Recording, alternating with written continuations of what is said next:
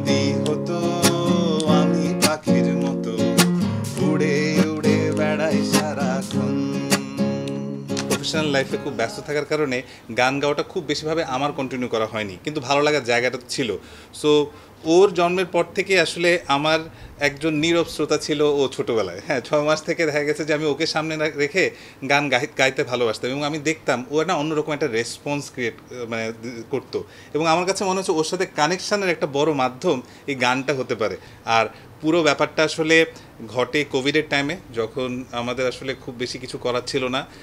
তখন বাসায় গান রেডি করা হতো, গান রেকর্ড করা হতো এবং ম্যাক্সিমাম ক্রেডিট আমার সহধর্মিনীর কাছে যায়, কারণ ও জিনিসগুলো রেকর্ড করে সোশ্যাল মিডিয়ায় অনেক জায়গায় সময় পাবলিশ করতো এবং মানুষ এত পছন্দ করতো, আমরা আসলে আমাদের যোগ্যতার থেকেও অনেক বেশি ভালোবাসা পেতাম। মিউজিকই অনলি জিনিস ধরো দ্যাট আমি ছোটোবেলার থেকে করে আসছি এবং something that I enjoy doing and আমার খুবই ভালো লাগে মানুষের ভালোবাসা অ্যাটেনশন পেয়ে খুবই ভালো লাগে। এবং অলওয়েজ আমার ধরো এখন যত বড় হচ্ছি তত আই আন্ডারস্ট্যান্ড যে লাইক দিস বন্ড এটা কত ইম্পর্টেন্ট অ্যান্ড এটা how much I am enjoying this quality time. পালাই বহু দূরে ক্লান্ত ভব ঘুরে ফিরব ঘরে, কোথায় এমন ঘর বৃক্ষতলে শুয়ে তোমার দুঃখ ছুঁয়ে, বৃক্ষতলে শুয়ে তোমার দুঃখ ছুঁয়ে ঘুম আসে না, ঘুম স্বার্থপর।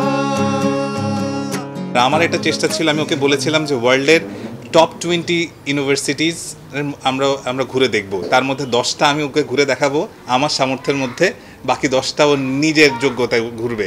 আর আমার কাছে মনে হচ্ছে ওয়ার্ল্ডের টপ ইউনিভার্সিটিগুলোর ক্যাম্পাস ঘুরে দেখার মধ্যে অন্যরকম একটা শিক্ষা আছে। সো আমরা যেই দেশেই যাই আমরা সবার আগে চেষ্টা করি সেই দেশের টপ ইউনিভার্সিটিগুলো দেখা, ওই দেশের আননোন ফ্যাক্টসগুলো জানা এবং ওই দেশের কালচার সম্পর্কে জানা, এবং সেটা জানলে আমার কাছে মনে হয় মনটা অনেক বড় হয় আর চিন্তার শক্তিটা অনেক বড় হয়। আমার আরও মনে হয় যে এই দুনিয়ায় আরও কিছু এক্সপ্লোর করা আছে এবং আমরা আরও জানতেও পারি আরও জিনিসের ব্যাপারে।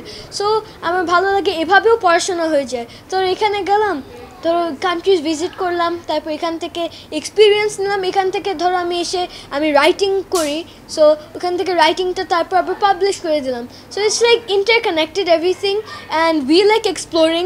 ধরো যে ফ্যাক্টটা আনলে যে কান্ট্রি ঘুরি, then we like going to places, তারপর trying new things, so we like exploring overall. লক্ষ্মী সোনা আদর করে দিচ্ছি তোকে, লক্ষ চুমু মায়া ভরা তোরি মুখে। বলি যা তুই আমার, তুই যে নয়নের আলো, লাগে না তুই ছাড়া, লাগে না তোর যে ভালো। ঋতুর মৌলিক গান নিয়ে আমরা কাজ করছি। ঋতুর অলরেডি 3টা মৌলিক গান এসছে, ওর 4র্থ মৌলিক গানটা এসছে এবং ওর প্রথম 3টা মৌলিক গানের মধ্যেও বেশ বাচ্চাদের থেকে ব্যাপক সাড়া পেয়েছে। ওর বই লেখার জার্নিগুলোতে থাকবে, পাশাপাশি আবারও আমরা নতুন কোনো দেশ ঘোরার চেষ্টা করব যেখান থেকে আননোন ফ্যাক্টস এবং মজার জিনিসগুলো সবার মধ্যে দেওয়ার চেষ্টা করব।